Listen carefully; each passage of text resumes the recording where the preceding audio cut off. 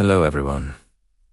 Today I have a story for you. It's a simple story, but it's emotional, and it carries a lesson I think many of us need right now. By the end of this story, you'll see how self-respect and self-worth can completely change your life. Rivermist Valley was a calm, peaceful place where every morning began with golden sunlight and the soft hum of the river. The hills stood like gentle guardians, watching over the people below. In this quiet valley lived Mira, a girl known for her kindness.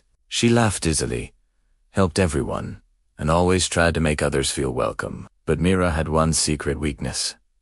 She had a habit of chasing people who walked away from her. If someone ignored her, she would try even harder. If someone didn't reply to her messages, she'd message again. If someone made her feel small, she would still hold on to them, believing that affection had to be earned, even when others gave none in return. Mira worked in her Aunt Rala's bakery. Every morning, the warm smells of soft bread, sweet buns, and crispy pastries filled the street. The bakery was always full of cheerful chatter and the clinking of teacups.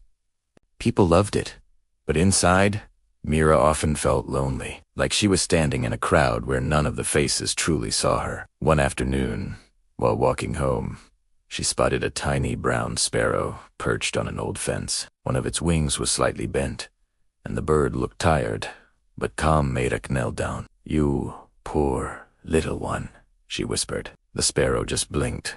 It didn't fly away. Mira smiled softly, left a few breadcrumbs for it, and then headed home. Something about that little bird warmed her heart. For just a moment, something had stayed near her. The next morning, she returned to the same spot, but the sparrow was gone. A sharp ache hit her chest. "Everything leaves," she murmured to herself. "Everything." She walked to the bakery slowly, her eyes fixed on the ground. Aunt Rala noticed her quiet mood. "You're quiet today?" she said kindly. Mira simply replied, "Just tired," and continued kneading dough, her hands moving automatically. That week, something even more upsetting happened. Mira's closest friend, Rima, suddenly became distant. She stopped visiting the bakery, stopped answering messages, and even turned away when Mira tried to wave at her in the street. Mira felt confused, desperate, and terrified of losing another person she cared about. One day, outside the market, she finally gathered her courage. "Rima," she said softly, "are you upset with me? What happened?" Rima looked at her coldly. "I'm just busy, Mira. You don't need to follow me around, okay?" The words hit her like ice water. Around them, people shouted, bargained, and laughed, but Mira heard nothing but her own racing heartbeat. She walked away, her chest tight and her eyes burning with unshed tears. That evening, she sat by the river at her favorite spot, a quiet bend where willow branches dipped into the water. The sunset painted the sky orange and gold, but Mira only felt sadness. Suddenly, a familiar chirp broke the silence. The little sparrow landed right beside her. Mira's tears finally softened and began to fall. "Why does everything leave me?" she whispered to the tiny bird. "Why do I always have to chase?" The sparrow just tilted its head as if it were listening. The river whispered, the wind hummed, and Mira felt a strange sense of calm. But then, she heard voices behind her. Two girls from the village were walking along the river path. They didn't see Mira sitting there, but she heard them clearly. "Did you hear what Rima said?" One girl whispered. "She said Mira is too clingy and emotional. She tells everyone Mira runs after her like a shadow." Their giggles echoed in the quiet air. Mira froze. Her hands went cold. A deep, painful sting spread across her chest. So this was the truth. It wasn't that Rima was busy. Rima was laughing at her. Behind her back, Mira's eyes filled with tears again.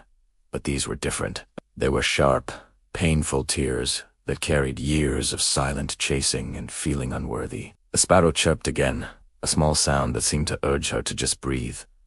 Mira whispered shakily, I didn't know she felt that way. For a moment, she wanted to run, to hide, to simply disappear.